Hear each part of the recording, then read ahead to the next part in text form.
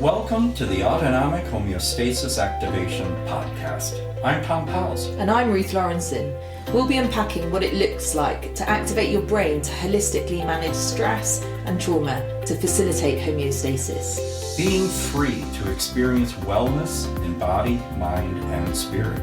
Thank you for joining us. Let's get this conversation started. Good morning, Tom. Good morning, Ruth. Well, I'm excited about this conversation in the series of the fundamentals of wellness, and because we've been covering a few big things in the last few episodes, homeostasis, massive topic, really important to understand. But in this one, we are going to be talking about interoception, which when I first heard about interoception, I couldn't even say it properly because I was like, "What is that?"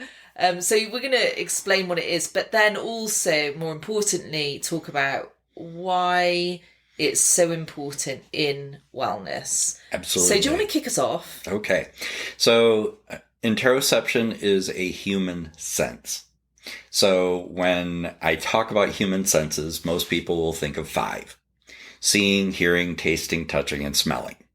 And thank you, as I like to joke, Aristotle in 330 BC for insisting that there were only 5 human senses, and we have been thinking about 5 human senses ever since. And probably the reason that he thought of 5 is because the same reason that most people think of 5, because if you think about it, seeing, hearing, tasting, touching, and smelling are predominantly the human senses involved in how we experience the world around us.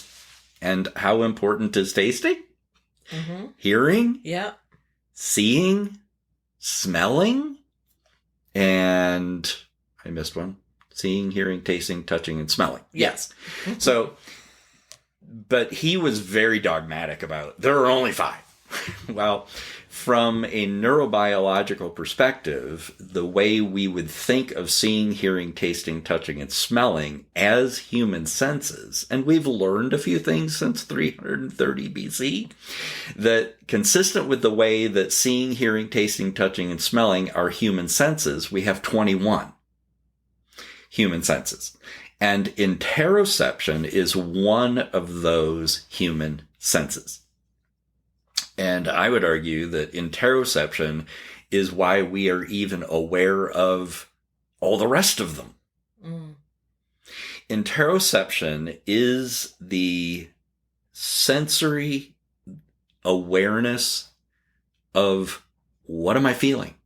As A.D. Bud Craig wrote in his seminal work on interoception, how do you feel?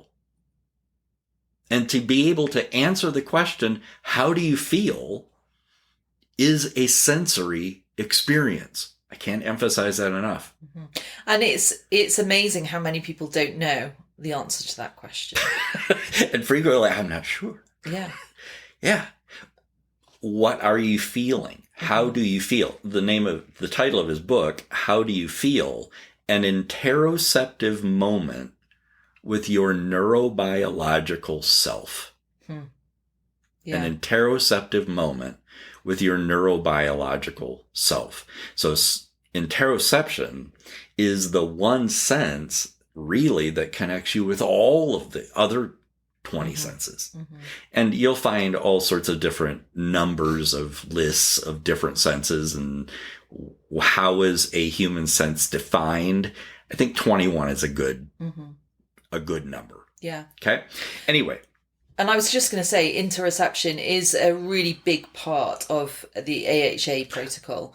So not the only part, but a really key part of a session that you would do with a client. Oh, it's essential. Yeah. Yes. Homeostasis, as we've been talking about, is life. It is that, as Scott Turner says, homeostasis is life. I love that quote. But homeostasis is that maintenance or return to a stable, steady state. Because stress and change, that's life. Things are constantly changing. but to be able to maintain or restore that stable, steady state when it's been dysregulated is what AHA is about. It activates homeostasis. But what I discovered is that you can activate the homeostasis in the enteric nervous system, the part of the brain that's in the gut, but it only continues in that homeostatic process in the presence of us having an interoceptive sensory experience. So AHA itself is a sensory experience of homeostasis. That's what AHA is. And so we've been talking about homeostasis and related to wellness. Interoception is your sensory awareness of how do I feel? How do I feel? And we earlier, when we were just talking, just before we started recording this conversation, I was saying that, actually, it's a simple question, but actually there's people tend to kind of find themselves on one end of the spectrum or the other. And one end of the spectrum would be, someone who might be like a hypochondria or something like that. They're too aware of their body. Excruciatingly aware of how I feel. They're aware of every twinge and everything. And so some people's experience can be that. And then other people's experience, though, and many people I think are in this category, are when they are disconnected. And it's unusual. They don't know how to reconnect, and it's hard for them. That's the best way to explain it. It's hard for them to know, to assess how they feel in their bodies. And the reason for that is because of the nature of interoception as a sensory awareness of the body and how that's affected by a disruption or a dysregulation in it. Illness is a dysregulation of homeostasis. And so how do I experience the dysregulation? How do I perceive it? How do I think about it? Affects how I experience my sensory awareness of interoception. Yeah. Because think of interoception, and it's your awareness of how you feel. That could be emotionally. How do you feel? It could be physically. How do you feel? I'm tired. I'm exhausted. I'm in pain. Or I feel really vital and I feel energized. Or I'm anxious or angry or stressed or calm, or I feel really loving. How do you feel? Interoception is that sensory awareness of all of those and a whole bunch more. And so A.D. Bud Craig, when it comes to interoception, the term interoception goes back to a guy in Britain back in the 1800s. His name was Sherrington. And Sherrington coined the term interoception to distinguish it from the human senses of exteroception. So exteroception, external, outside. Exteroception is our sensory awareness of things outside. Yeah. And he coined the term interoception as the sensory awareness of inside. Interoception. And he specifically was very focused on and limited, actually, his definition of interoception to the viscera. In other words, the viscera are the internal organs in the abdomen, like the heart and the lungs and the stomach and etc. And the viscera, which is interesting because the enteric nervous system is the part of the brain in the gut, and it's there. That's where that is. So he naturally, intuitively thought of that part of the body. Yeah. And that's probably an intuitive kind of connection that he had, was sensing that part of why? Because part of his brain was there. Yeah. And so when he thought of interoception, that sensory awareness of inside, he naturally gravitated toward the abdomen. because that's where part of his brain was. Yeah. Anyway, my point is that A.D. Bud Craig really researched and expanded our understanding of interoception.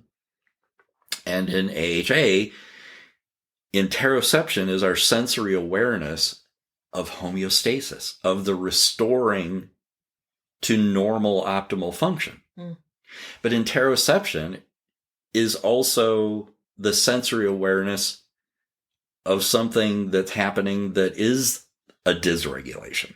Yeah. Is an illness. Mm-hmm. And here's where the mind enters into the equation. So the brain is sensing, and arguably is, as I like to say, the brain has a mind of its own, thinking about what is happening to the body. But we, with our conscious mind, have perceptions of that as well. Mm-hmm. So interoception isn't just awareness of what is going right, so to speak, mm-hmm. but what is going wrong. Mm-hmm. And with like hypochondria, mm-hmm. Oh no, or what about, or does that make sense? Mm-hmm. So maybe put it in your terms. I think what's really interesting is that interoception isn't just about feeling a physical sense, but it's also about feeling an emotion that goes with it. Yeah. So, for example, I used to struggle with hypochondria years and years ago, and pretty significantly, actually. I have a headache and I've got a brain tumor. Yeah, but this is the way I heard one person put it. Yeah, and it was, it would start out with a little kind of a hyper awareness of, is my finger twitching or is mm-hmm. something happening? And I would locking on that, and that there was something there physically. So I was acutely attuned into that. But then also part of hypochondria, for anyone who's gone through it, and it's a really difficult thing to manage, it is. Actually. It's awful. But the thing that actually really helped me was the recognition that I wasn't just aware of physical pain, but I was also in some ways, the real pain was the anxiety around it. Yes. And I remember having a conversation with my sister one time, and I said to her, actually, if there was just something wrong with me, like I would just be feeling the physical pain, not the emotion of it. Yes. And so it really helped me distinguish what was what, because in that space, it was the both, yes. It was the physical and the emotional. And the emotional is actually a lot more loud, I think, than the physical. So that was just my experience in that space with hypochondria. But I think it is interesting because pain, what we're sensing, it isn't just physical, right? When it comes to one of those things we can sense, pain is one of those. Pain is one, yeah. Mm-hmm. Yes.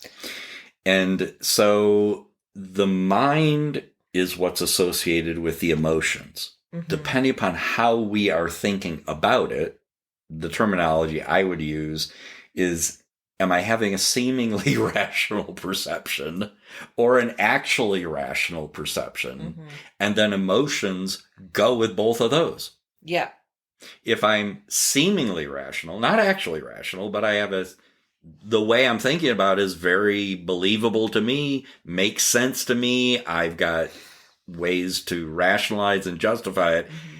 doesn't mean it's actually rational. Mm-hmm. I can find all sorts of evidence to support a perception, but that doesn't mean it's actually rational. Is like the perception that the world is flat, and if you sail far enough west, you're going to fall off the edge of the earth. That's not actually rational, but it seemed very rational and believable to the people of that day until somebody said, I think I'm just going to sail that way and see what happens. Mm-hmm. Oh, it's round. Yeah, and I think, another example for me at the moment, I've just, when it comes to feeling sensations in your mm-hmm. body, which is the awareness of your body, and then the emotions that are attached to them. I've just, in November 2024, I had spine surgery, which was a pretty big deal, and it was so far as fairly successful. But I'm only 4 months in post-op. And, it's about an 18-month recovery because it's a core part of your body. And, whilst I'm out, I'm out and about, I'm walking, I don't have my brace on anymore, I'm fine. But internally, my body is still healing, very much so. And I know that. Now, part of the healing is that my body is regrowing nerves and doing all sorts of things, and I will get pain and twitching and all sorts of random things happening. And I can either feel stressed out by that and think, oh no, is something gone wrong? Or I can believe that actually my body is healing itself. Yes, because pain is a way the brain signals the body to create new cells. Yeah, and so I think it's part of nerve regeneration. And I think what's really interesting, Tom, in this whole thing with interoception and like what we're sensing, if we can get to the point where we are sensing in a healthy way what is happening with our body. Yep.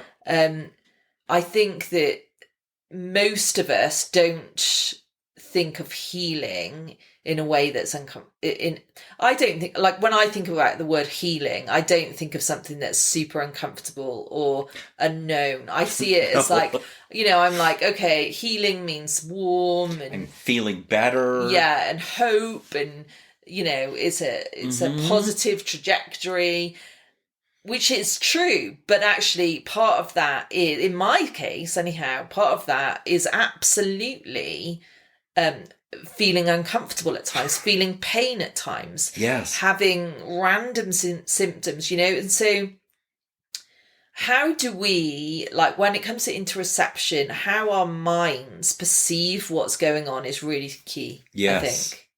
Yes. And so I shared in our earlier part of our conversation where we're talking about, what are we going to talk about today? Was that, and this is A.D. Bud Craig, and in the Trends in Neuroscience in 2003, he wrote an article, and the title of the article is A New View of Pain as a Homeostatic Emotion. It's amazing. And when I shared that title with you, go ahead, share your reaction. Well, A new view of pain as a homeostatic emotion. Well, I think, Tom, at first I was just like, I didn't even really know that there was emotions were homeostatic mechanisms. So let's just kind of recap that, because if someone's just coming in at this point listening, they might not know what we're talking about. But, we know homeostasis is this, it's a way our bodies engage with a dynamic disequilibrium to, like you said, maintain or restore this steady state, right? Yep. So that's a great thing. Yeah. That's what keeps us alive. That is life. Yeah, yeah, that is life. So that's what we're aiming for, right? Homeostasis. So, but there are homeostatic mechanisms.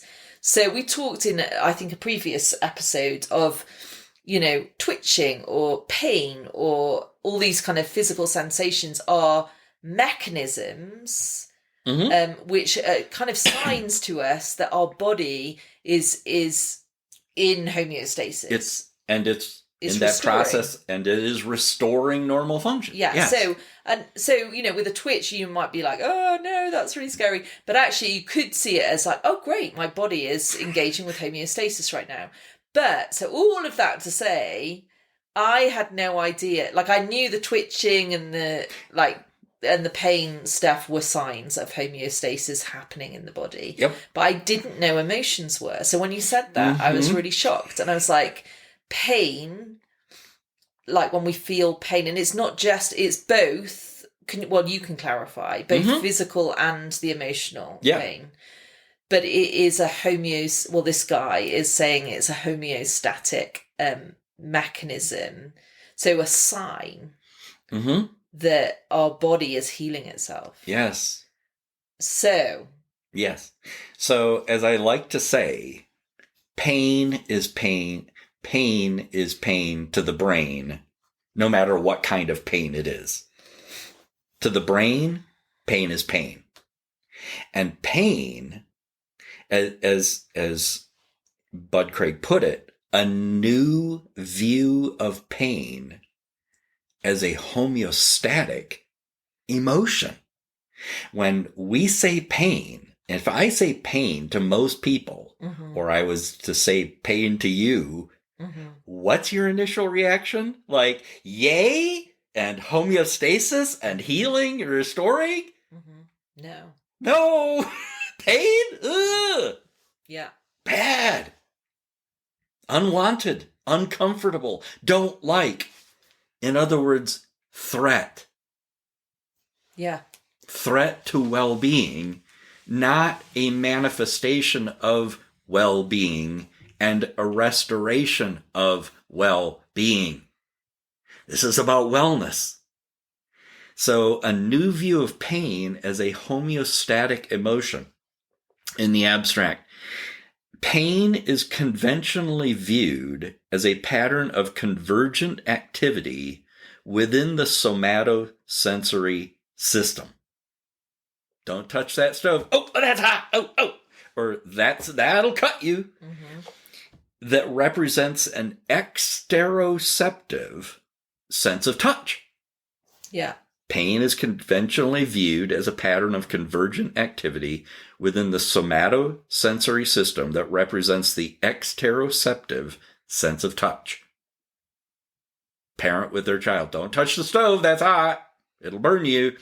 Accumulating functional, anatomical, and imaging findings indicate that pain is generated by specific sensory channels that ascend in a central homeostatic afferent pathway. Afferent means in the direction of, toward the central nervous system.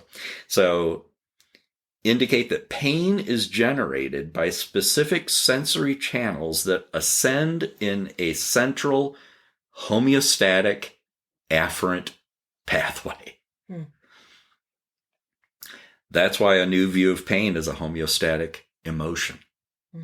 There isn't just the physical, there is the emotional with the physical. Yeah, which is what I was describing. Yes. In that, example of hypochondria, is that it is weird because, like, I think this is interesting, Tom, because I think when we think about pain, we don't think it's an emotion.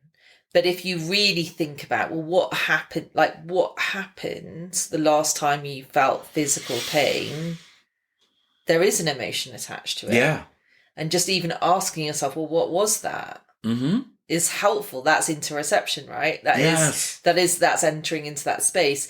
But I think the point of this article is saying, actually, by recognizing both, there is a pain and there's an emotion towards it, and if we can connect into that and understand that they're there to help our healing. Yes. So even anxiety. So what would you say about anxiety? I mean, it's an unhealthy emotion.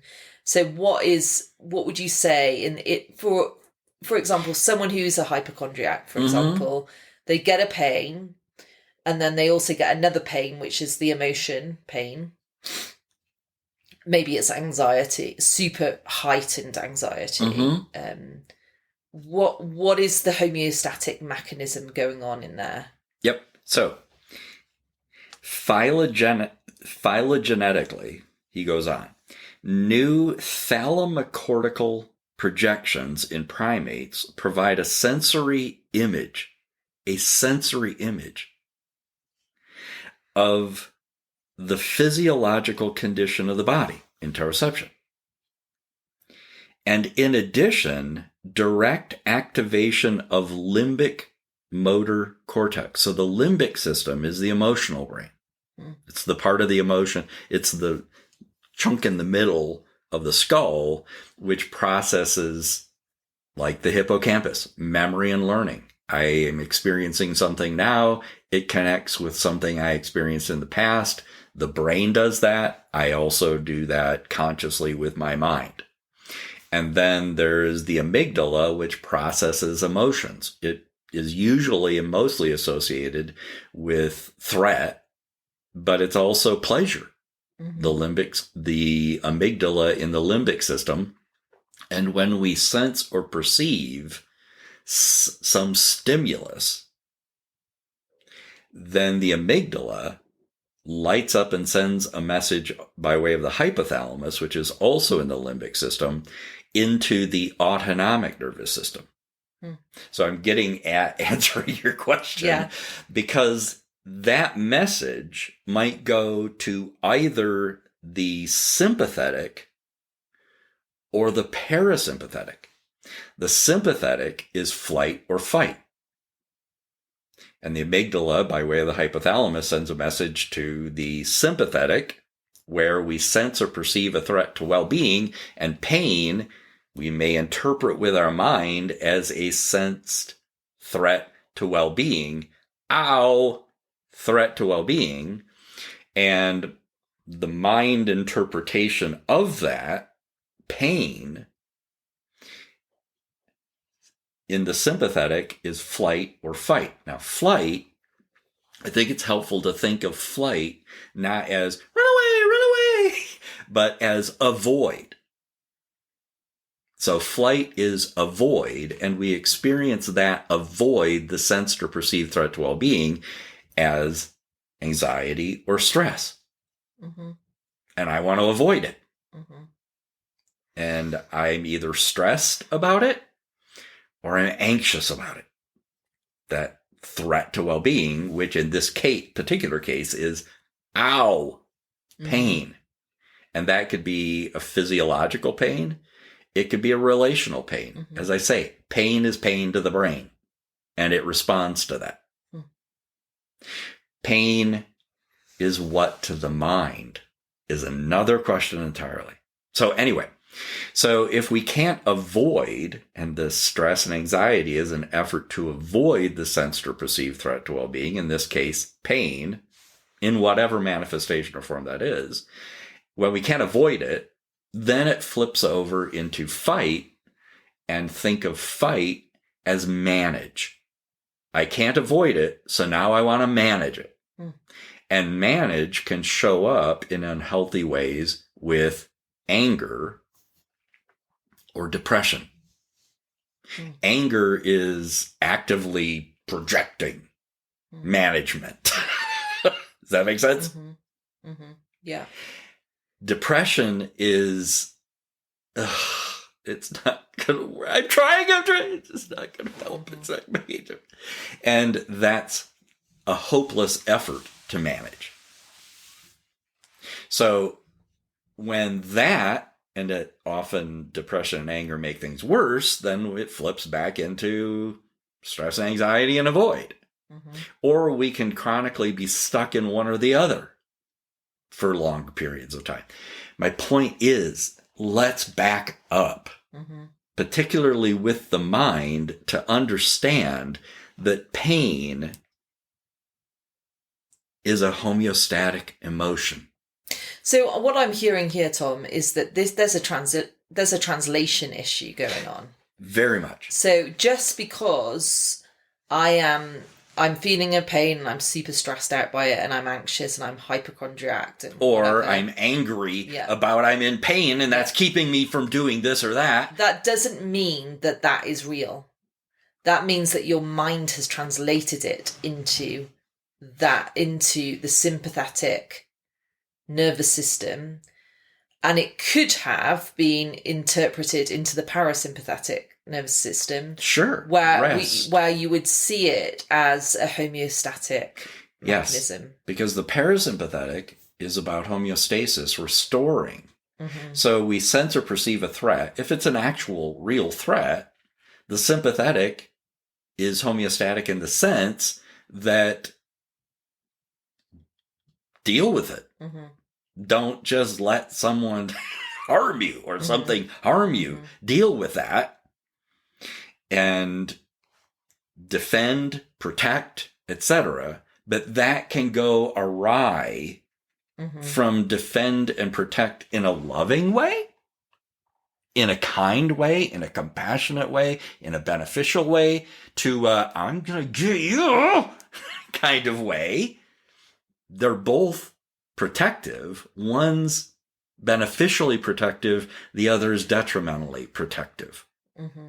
You following me? Yeah. That's huge because those are perceptions. Mm-hmm. Anyway, my point is that when the sensed or perceived threat to well-being isn't present, then the hypothalamus in the limbic system sends another message, but now it's to the parasympathetic, which is very involved with homeostasis. And the parasympathetic is about relax. Okay. Recover. Rest. Digest. And that's all about homeostasis. Mm-hmm. Pain is a homeostatic emotion. So these findings, as he goes on to say, these findings indicate that the human feeling of pain is both a distinct sensation, here it is, and a motivation. That is a specific emotion that reflects homeostatic behavioral drive, similar to temperature, itch, hunger, and thirst. I want to do something. If like with thirst, I'm really thirsty. The homeostatic emotion of thirst, drink, hydrate your body. Mm-hmm. Hunger, get something to eat. Your body is saying it's motivating you. Yeah.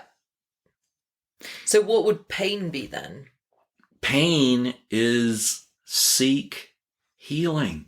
Allow for healing. Like maybe rest. I know for me, like when I'm getting pain, I just travelled to England and lugged a little suitcase, which was difficult, after surgery. But when I came back, I was just like, my pain threshold had gone up. Mm-hmm. And yeah, I was like, I could have interpreted it as, oh no, mm-hmm. I've done something. Or as I did interpret it, was I've overdone it. My body is sending me a message to rest. Yes. And, I need to take a few easy days here just to get back. And pain as a homeostatic emotion, when the mind is on the same page with the brain, says, take it easy. Rest, relax, recover, but the mind may interpret the pain as no, I've got things to do. Yeah. I've got to manage. Or, oh no, I'm not going to be able to. Mm-hmm. Anxiety and stress. Mm-hmm. The brain is processing it as a homeostatic emotion. We, with our mind, may turn it into a threat when it actually isn't that at all.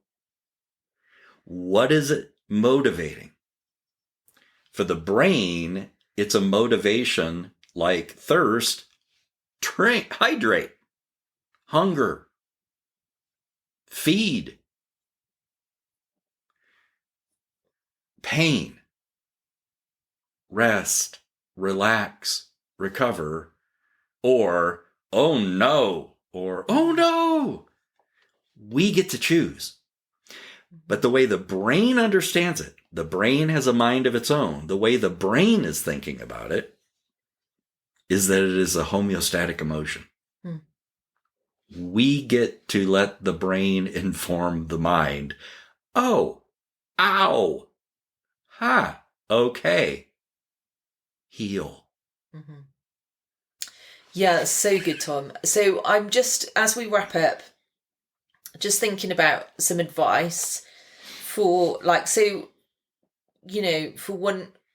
So I think that there's patterns, right, mm-hmm. that we default into. And yes. if we have been in fight and flight mode, and we know that a lot of people in the environments that we live in are in these constant states of fight and flight. It's almost knee-jerk reaction to, is probably a better phrase to say, a brain jerk Yes. reaction or a mind jerk reaction to get into fight and flight, which we're not going to go into I right love now. mind jerk reaction. I've never heard that. That's awesome, because it is. Yeah. So, but, and there's ways of, I think, healing those things too. But we're not going to talk about that right now. But the point is, if you find yourself in a place where you're experiencing pain as a physical thing or an emotional thing, and you are stressed, you're anxious, you're trying to manage it, number one, that's a sure sign that your mind has interpreted that homeostatic mechanism into a negative thing. Yep. Right? So how do people change? Like, how can they switch? How can they make the choice? You know, Mhm. it's from the mind jerk reaction to, hang on a minute, no, I get to choose here. I know the knowledge, my brain knows that this is a homeostatic mechanism towards healing. Yep. My mind is telling me that this is terrible and detrimental. Yes. How do I get my mind in order? Like, you know, Yep. how do we do that? Any suggestions? Yes. One, believe your brain and work with nature rather than against it. Let your brain inform you. Oh, pain. This is homeostatic. Pain is a way the brain can signal the body to create new cells. Do I want new cells if I'm injured? Yes. Mhm. Okay, this is just how it does it. And secondly, steer away from like and dislike, comfortable and uncomfortable, and think in terms more of wellness and healthy. We have lots of emotions. Pain can become interpreted by the mind as a healthy emotion. Mm-hmm. I'm in pain emotionally. Let's shift it into out of the body, Mm-hmm. but it doesn't mean it's not somatic, into I'm in pain because of what that person said. Mm-hmm. Do I respond out of the sympathetic with anger or depression or anxiety? That person caused me pain. Or stress, that person's upset. Or a homeostatic pain of compassion and kindness toward ourselves. Yeah. It's a homeostatic emotion. Mm-hmm. The pain just is, reference back to our prior series of the ABCs of thriving, and the A is accept adversity. This hurts. What directionality is that going? Mm-hmm. Is it going toward wellness or illness? Mm-hmm. The brain says wellness. The mind may say illness, but then with the mind I can say, okay, brain, inform me. Yeah. This is about wellness and can be, because pain is pain to the brain, and pain is a homeostatic emotion. So good, Tom. Thank you for sharing that. And I hope this is really helpful for our listeners. I think the key is ask yourself what you're feeling. Yes. And understand, I loved what you said there about, you know, we can't box our emotions in to be good ones and bad ones. It's like, is this a healthy emotion? Or is it an unhealthy one? And if it's an unhealthy emotion, it's a sign that your mind has interpreted it, and you're now in the sympathetic nervous system. Yep. So you can choose to engage with a different interpretation. Yeah. And get back into that parasympathetic nervous system. Rest, relax, recover, digest. Homeostasis, pain is a homeostatic emotion. Yeah, wonderful. Well, we can't wait for next time. See you then. You've been listening to the Autonomic Homeostasis Activation Podcast. Join us next time as we continue in our conversations with Tom. If you're interested in pursuing your own wellness journey, please check out our website, autonomichealing.org. You can also reach out to Tom at innerworkings.org.